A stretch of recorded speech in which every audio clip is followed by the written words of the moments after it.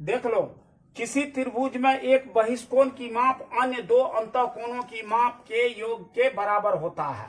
इसमें हम क्या किए, एक दो त्रिभुज लिए हैं ए बी सी। कौन त्रिभुज लिए हैं? A B C. और बीसी भुजा को हम डी बिंदु तक बढ़ाए हैं। कहां तक बढ़ाए हैं? डी बिंदु तक। तो वही लिखा हूं रचना में, त्रिभुज एबीसी में बीसी भुजा को डी बिंदु तक बढ़ाई गई है।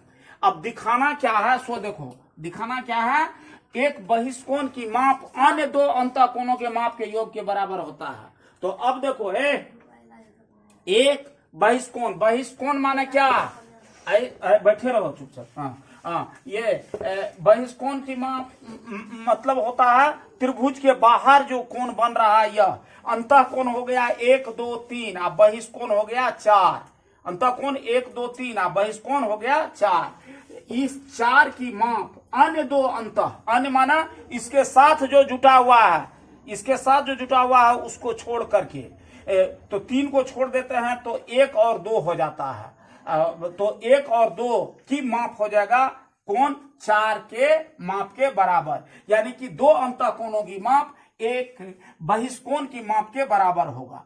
तो इसके लिए हम क्या प्रमाण की प्रस्तुति कर रहे हैं, सो देखो, त्रिभुज कोण 1 जोड़ कोण 2 जोड़ कोण 3, त्रिभुज के तीनों कोणों की माप कितना होता है? 180 डिग्री। वही लिखा हूं त्रिभुज में, सो कोण 1 जोड़ कोण 2 जोड़ कोण 3 बराबर 180 डिग्री, क्योंकि त्रिभुज के तीनों कोणों का योग 180 डिग्री के बराबर होता है। और मैं यह भी बताना चाहूंगा, जो तुमको एक वृत्त का केंद्रीय मान, यह जो है ऊपर में 180 डिग्री या 180 डिग्री नीचा में, तो एक वृत्त की केंद्रीय मान होता है दोनों तरफ 180 डिग्री 360 डिग्री।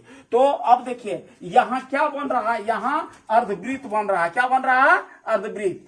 3 और 4 का माप कितना हो जाएगा? 180 डिग्री, क्योंकि अर्धवृत्त के केंद्रीय माप 180 डिग्री होता है। तो आपको 3 और 4, 3 कोण 3 जोड़ कोण 4 बराबर 180 डिग्री, क्योंकि अर्धवृत्त के केंद्रीय माप 180 डिग्री होता है। अब इसको पहला को त्रिभुज के तीनों कोण बराबर 180 डिग्री, इसको समीकरण 1 बना दिए, और अर्धवृत्त का केंद्रीय माप 180 डिग्री होता है, उसको समीकरण 2 बना दिए। दोनों समीकरण में देखो, दायां तरफ क्या है?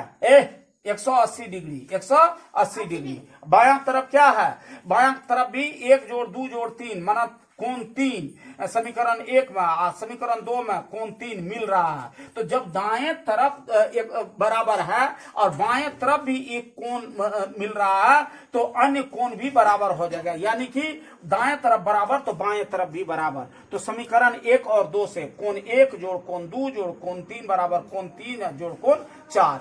अब +3 कोण है, उधर जाएगा तो -3 हो गया, ये दोनों आपस में कट गया। स्पष्ट है कि त्रिभुज में बहिष्कोण की माप अन्य दो अंतःकोणों के माप के योग के बराबर होता है।